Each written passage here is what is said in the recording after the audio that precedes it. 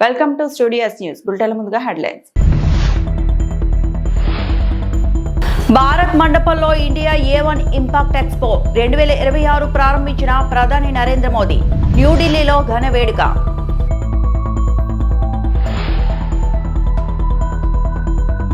అమరావతిలో bill gates CM చంద్రబాబుతో భేటీ.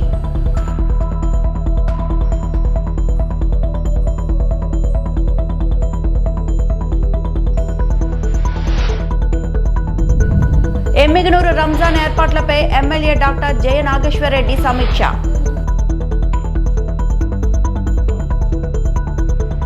నరేంద్ర మోడీ నేడు న్యూఢిల్లీలోని భారత్ మండపంలో నిర్వహిస్తున్న ఇండియా AI ఇంపాక్ట్ ఎక్స్పో 2026ను ఘనంగా ప్రారంభించారు. ఈ కార్యక్రమం ఫిబ్రవరి 16 నుండి 20 వరకు జరుగుతోంది. ఇదే వేదికపై ఇండియా AI ఇంపాక్ట్ సమ్మిట్ కూడా నిర్వహిస్తున్నారు. ప్రధానమంత్రి నరేంద్ర మోదీ మాట్లాడుతూ కృత్రిమ మేధస్సు భవిష్యత్ ప్రపంచాన్ని మారుస్తుందని అన్నారు. టెక్నాలజీ ద్వారా భారతదేశం గ్లోబల్ లీడర్ గా ఎదుగుతుందని ఆయన విశ్వాసం వ్యక్తం చేశారు. उद्घाटन हो चुका है जहां प्रधानमंत्री नरेंद्र मोदी इस समय AI समिट एक्सपो का उद्घाटन करते हुए तमाम भारत के स्टार्टअप से मुलाकात कर रहे हैं, जिसमें भारत का स्वदेशी स्टार्टअप सर्वम है, जो स्पीच के लिए speech to text, text to text के लिए है, और सर्वम को गूगल जेमिनी और अन्य AI सॉल्यूशन से ज़्यादा बेहतर माना गया है. भारत जेन के एक तरह से इस समय उस स्टार्टअप पे प्रधानमंत्री नरेंद्र मोदी मौजूद हैं. भारत जेन के तहत ही सर्वम शोध AI जो है, ये तमाम वो AI सॉल्यूशंस हैं जो स्वदेशी सॉल्यूशंस हैं, और इनसे एक बड़ा बदलाव देखा गया है. भारत में खासकर ज़मीनी स्तर पर उन तमाम ज़रूरतों को लेकर भारत की विविधता और खासकर लिंग्विस्टिक विविधता जो है उसको ध्यान में रखते हुए सर्वम एक बेहतरीन सॉल्यूशन है. बिल्कुल, भारत बहुत बड़ा देश है. कई तरह की भाषाएं यहाँ बोली जाती हैं, कई तरह की भाषाएं यहाँ लिखी जाती हैं, और इसी का कहीं न कहीं सॉल्यूशन निकालने के लिए भारतीय स्टार्टअप्स यहाँ पर डेवलप किए गए हैं, और प्रधानमंत्री उन्हीं स्टार्टअप पेविलियंस का यहाँ पर अवलोकन कर रहे हैं. ये हम दृश्य आपको दिखा रहे हैं. इंडिया AI इम्पैक्ट एक्सपो 2026 का उद्घाटन कर चुके हैं प्रधानमंत्री, और उसके बाद एक्सपो में जो विभिन्न पेविलियन वहाँ पर लगे हुए हैं, उन पेविलियंस को प्रधानमंत्री वहाँ पर देख रहे हैं. प्रधानमंत्री उनका अवलोकन कर रहे हैं.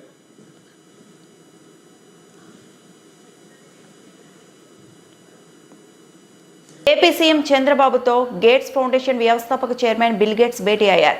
సోమవారం ఉదయం గన్నవరం విమానాశ్రయానికి వచ్చిన అనంతరం ఆయన నేరుగా అమరావతిలోని రాష్ట్ర సచివాలయానికి చేరుకున్నారు. బిల్ గేట్స్ కు చంద్రబాబుతో పాటు డిప్యూటీ సీఎం పవన్ కళ్యాణ్, మంత్రులు ఘన స్వాగతం పలికారు. అనంతరం వారితో బిల్ గేట్ బృందం సమావేశమైంది.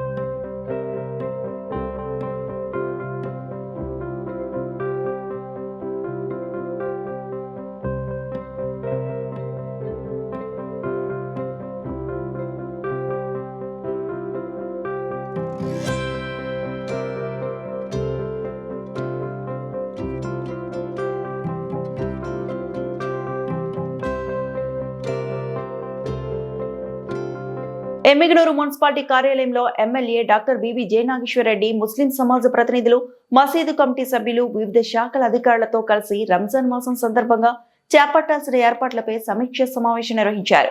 ఈ సందర్భంగా ఎమ్మెల్యే మాట్లాడుతూ పవిత్ర రంజాన్ మాసంలో ఉపవాస దీక్ష నిర్వహించే ముస్లిం సోదరులకు ఎటువంటి ఇబ్బందులు కలగకుండా అన్ని శాఖల సమన్వయంతో పనిచేయాలని సూచించారు.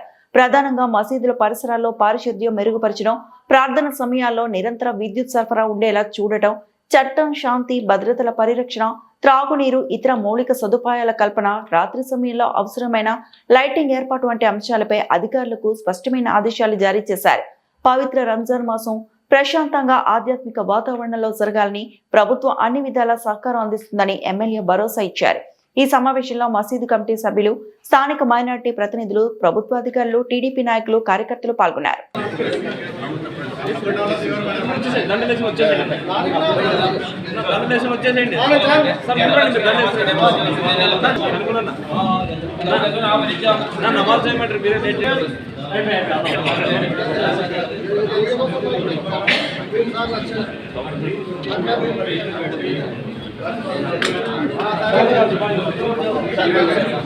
फोटो घेरना అయిపోయిందండి.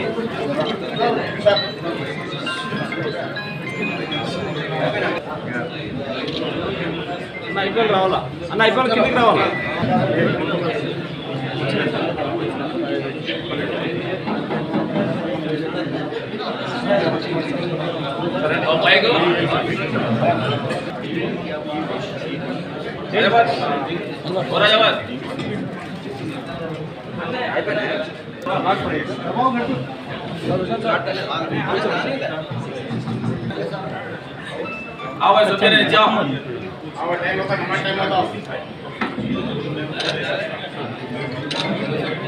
దండి అబ్దుల్లా దండి,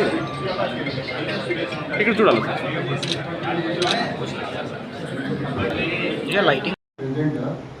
ఇంతవరకు సార్ మా మసీదు నూరేళ్ళ మసీద్ సార్ ఇంతవరకు మాకు చున్నం కొట్టికి డబ్బులు కూడా రావడం లేదు, మోహజన్ ఇమాంకి డబ్బులు కూడా రావడం లేదు.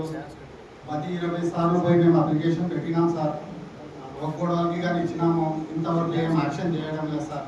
దయచేసి మీరు వెంటనే మా మసీద్కి ఆమ్దాని కూడా ఏం లేదు సార్. ఈ పరిస్థితుల్లోనూ మాకు మోహజన్లకి ఇమాంకి డబ్బులు వచ్చేటట్టు చేయండి సార్. ఇది మాది పర్సనల్ డిమాండ్ సార్, మీరు చేస్తారని మాకు నమ్మకం ఉంది సార్. Thank you.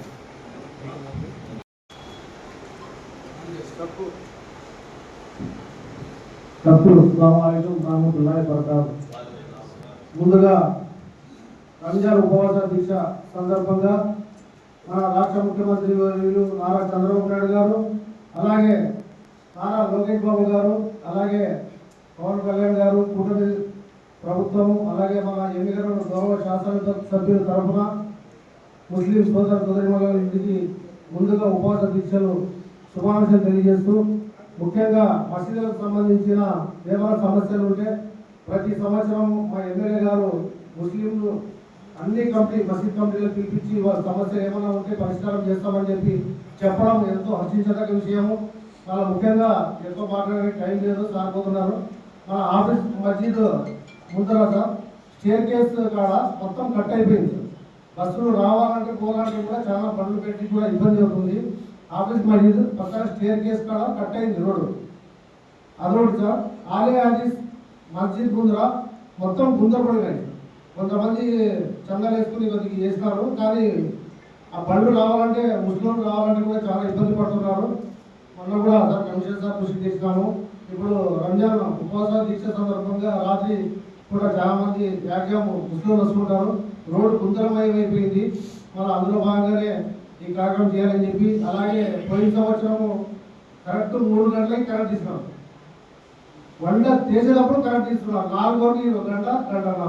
ఆ టైంలో కరెంట్ పోకుండా మీరు చూసుకోవాలని చెప్పి ఈ సందర్భంగా నేను కోరుతూ, ప్రతి ఒక్కరికి మరి ఒకసారి రంజాన్ ఉపవాస దీక్ష సందర్భంగా శుభాకాంక్షలు తెలియజేస్తూ తెలుసుకున్నాను. జై హింద్. అనంతపురం జిల్లా తాడిపత్రి మండలం తలారి చెరువు గ్రామ సమీపంలో వెలిసిన కామిల్ వలీ హజరత్ హజావలి దర్గాలో వక్ఫ్ బోర్డ్ హజీవలి దర్గా కమిటీ సభ్యుల ఆధ్వర్యంలో హుండీ లెక్కింపు కార్యక్రమం జరిగింది. 2025లో జరిగిన ఉరుసు తర్వాత నుండి ఇప్పటి వరకు అనగా 9 నెలలకు గాను హుండీ ఆదాయం దాదాపు 5,63,000 రూపాయలు వచ్చినట్లు నిర్వాహకులు తెలిపారు. తాడిపత్రి ఎమ్మెల్యే జేసీ అశ్మిత్ రెడ్డి, మున్సిపల్ చైర్మన్ జేసీ ప్రభాకర్ రెడ్డి ఆధ్వర్యంలో ప్రత్యేక శ్రద్ధ తీసుకుని హజావలి దర్గా అభివృద్ధికి చర్యలు చేపట్టినట్లు దర్గా కమిటీ సభ్యులు తెలిపారు. అంతేకాకుండా మార్చి నెలలో 5వ తేదీ నుండి జరగబోయే హజరత్ హజీవలి దర్గా గంధం ఊరుసు జియారత్ కార్యక్రమాలకు ఎమ్మెల్యే జేసీ అశ్మిత్ రెడ్డి, జేసీ ప్రభాకర్ రెడ్డి ఆధ్వర్యంలో భారీ ఏర్పాట్లు చేసినట్లు హజీవ్ వలీ దర్గా కమిటీ సభ్యులు తెలిపారు. ఈ కార్యక్రమంలో షబ్బీర్ బాషా, వక్ఫ్ బోర్డు అధ్యక్షులు మహమ్మద్ ఆయూబ్, గయాస్ బాషా, councillor Abdul Rahim, Barkat hotel Naju, మస్కిన్ Munna, letter Noor, Janasena Rasool, Ismail Haji, Silar, కాజా, యూనిస్ తదితరులు పాల్గొన్నారు.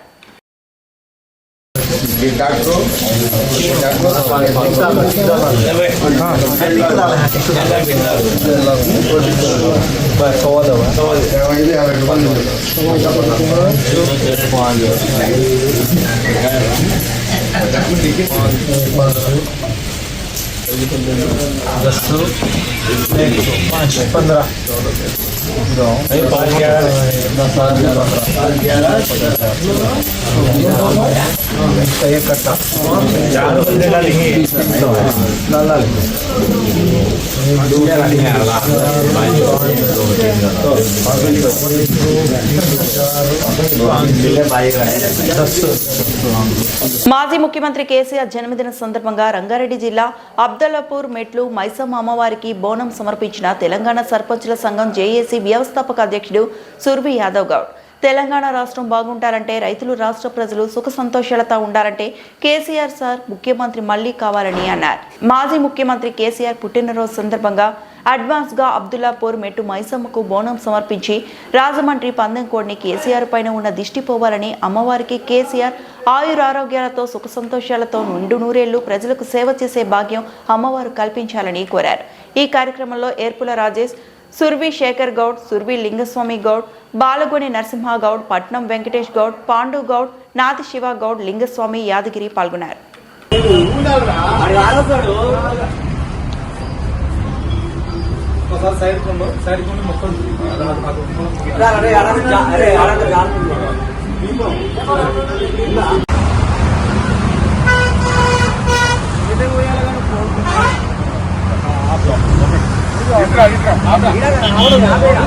జన్మదిన సందర్భంగా శుభాకాంక్షలు తెలుపుతూ ఇవాళ మెట్టు మైసమ్మ అమ్మవారికి మేము బోనం సమర్పించడం, అదేవిధంగా రాజమండ్రి పందెం కోడి తీసుకొచ్చి కేసీఆర్ నరదృష్టి పోవాలని అమ్మవారికి మేము సమర్పించడం జరిగింది. అదేవిధంగా రాష్ట్రంలో రైతులు గాని, కార్మికులు గాని, కర్షకులు గాని, అదేవిధంగా ప్రజలు గాని సుఖ సంతోషంగా ఉండాలంటే మళ్లీ కేసీఆరే రావాలి, కేసీఆరే కావాలని అంటున్నారు. కాబట్టి కేసీఆర్ మళ్లీ ముఖ్యమంత్రి కావాలనుకుంటున్నారు. కాబట్టి ఈ కేసీఆర్ ని మళ్లీ ముఖ్యమంత్రి చేసే వరకు అమ్మవారి దీవెనలు ఉండాలని ఈ అమ్మవారిని వేడుకోవడం జరుగుతుంది. అదేవిధంగా రాష్ట్రం సురక్షంగా ఉండాలంటే కేసీఆర్ ముఖ్యమంత్రి అయితేనే సురక్షితంగా ఉంటది. కాబట్టి అమ్మవారి దీవెనలు ఎల్లకాలం ఉండాలని మరొకసారి కేసీఆర్ జన్మదిన శుభాకాంక్షలు తెలుపుతూ జై తెలంగాణ, జై కేసీఆర్, జై తెలంగాణ, జై తెలంగాణ, జై తెలంగాణ, కేసీఆర్ గారి నాయకత్వం, కేసీఆర్ గారి నాయకత్వం.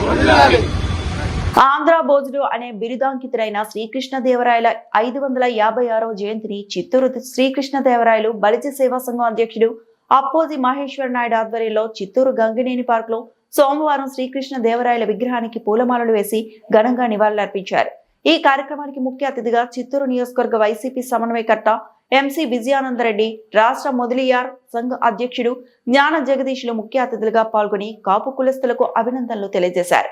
ఈ కార్యక్రమంలో సంఘం సలహాదారులు గ్రెనేట్ రవి, ఉపాధ్యక్షులు ఎంవి రమణ, మురుగేషన్, ఘంటసాల రవి, అధికార ప్రతినిధి మధుసూదన్ రాయల్, చిత్తూరు రూరల్ ఎంపీటీసీ జయరాం, పెద్దిశెట్టిపల్లి సర్పంచ్ జైపాల్, సభ్యులు తోటపాలెం శేఖర్, కాజూరు సుబ్బు మరియు పెద్ద సంఖ్యలో బలిజ కులస్తులు పాల్గొన్నారు.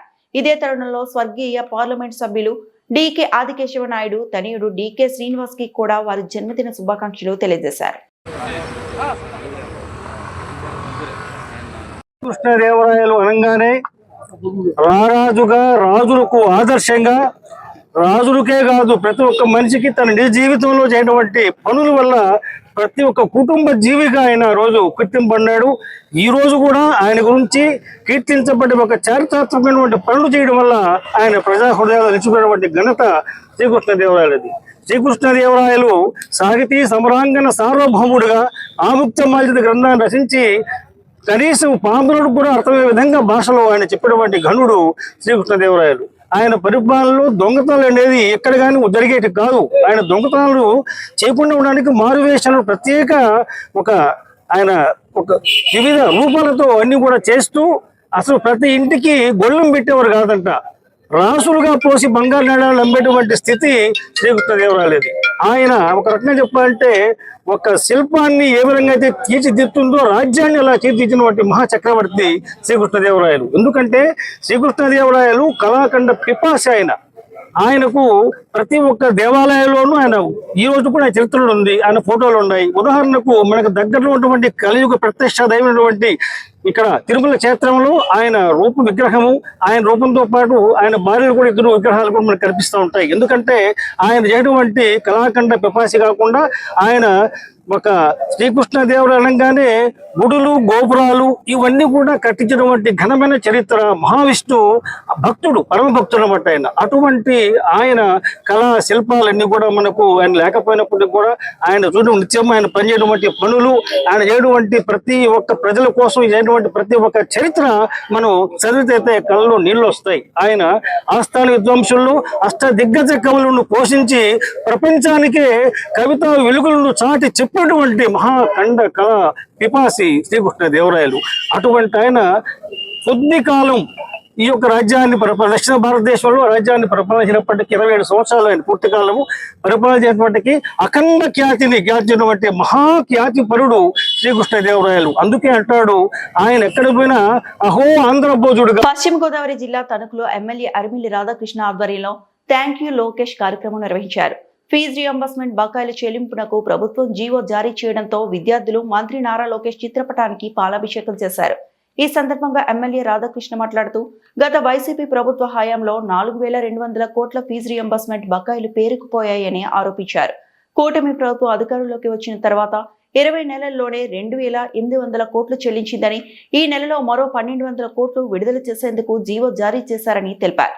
విద్యార్థుల భవిష్యత్తు దృష్ట్యా విద్యా వ్యవస్థ బలోపేతానికి మంత్రి లోకేష్ కృషి చేస్తున్నారని ఎమ్మెల్యే పేర్కొన్నారు. ఈ కార్యక్రమంలో విద్యార్థులు, ప్రైవేట్ కళాశాల యాజమాన్యాలు, కూటమి నాయకులు పాల్గొన్నారు. అనేక మంది విద్యార్థులు ఆత్మహత్యా ప్రయత్నాలు చేశారు.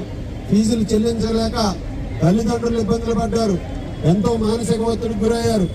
ఆ విధంగా అందరి జీవితాలతోనూ కూడా ఆడుకున్నటువంటి ఒక చీకటి పరిపాలనగా 2019-24 వైఎస్ఆర్ పార్టీ పరిపాలనగా మనందరం కూడా చూడొచ్చు.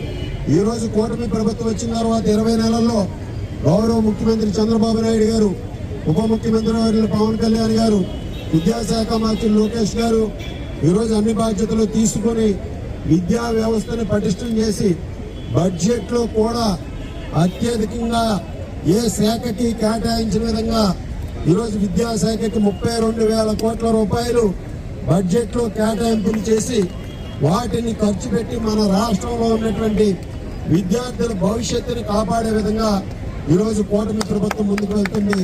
అటువంటి చిత్తశుద్ధి ఉన్నటువంటి నాయకుడు లోకేష్ గారు ఈరోజు అన్ని విధాలుగాను కూడా విద్యార్థులు జీవితాల్లో వెలుగులు నింపే విధంగా భవిష్యత్తులో రాష్ట్రంలో 20 లక్షల ఉద్యోగాల కల్పనే ధ్యేయంగా ఈ 5 సంవత్సరాల్లోనూ కూడా పనిచేస్తుంది. ఆ విధంగా ఈరోజు ప్రతి ఒక్కరికి కూడా ఉద్యోగాలు కల్పించాలనే ధ్యేయంతో ఈరోజు ముందుకు వెళ్తుంది. ఈరోజు కాలేజీ యాజమాన్యాలు ఆనందంగా ఉన్నాయి, విద్యార్థులు తల్లిదండ్రులు ప్రశాంతంగా ఉన్నారు. అలాగే విద్యార్థులు చదువు మీద దృష్టి పెట్టడానికి అవకాశం ఉంటుంది. కాలేజీల నుంచి ఎటువంటి ఒత్తిడిలు ఉండవు. ఆ విధంగా ఈ ప్రభుత్వం మన అందరి భవిష్యత్తుని కాపాడే విధంగా ఈరోజు మనకి ఇక్కడ ఫీజు రియంబర్స్మెంట్ బకాయిలకి సంబంధించి 1200 కోట్ల రూపాయలు ఈరోజు జీవో ద్వారా రిలీజ్ చేస్తున్నందుకు లోకేష్ గారికి మన పశ్చిమ గోదావరి జిల్లా, ఉభయ పశ్చిమ గోదావరి జిల్లాలు ప్రైవేట్ కాలేజ్ యాజమాన్యాలు ఆధ్వర్యంలో ఏర్పాటు చేసినటువంటి ఈ కృతజ్ఞత సభకు వచ్చినటువంటి ప్రైవేట్ కాలేజీల యాజమాన్యాలకి ముందుగా అభినందనలు తెలియజేసుకుంటూ విద్యార్థులు కూడా ఈరోజు మీ అందరి భవిష్యత్తుకి లోకేష్ గారు ఒక భరోసాగా నిలుస్తున్నారు.